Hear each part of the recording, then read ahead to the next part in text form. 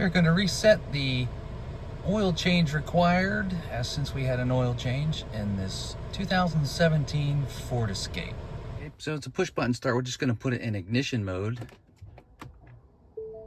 which means you don't put your foot on the brake pedal. Now, hold your foot down on the brake and the gas at the same time.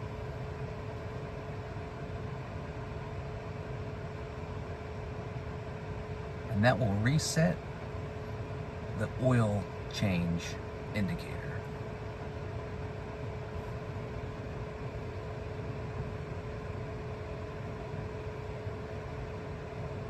Takes a little time.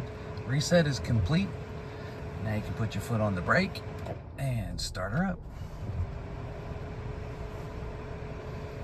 Now you've reset your oil change indicator on your 2017 Ford Escape.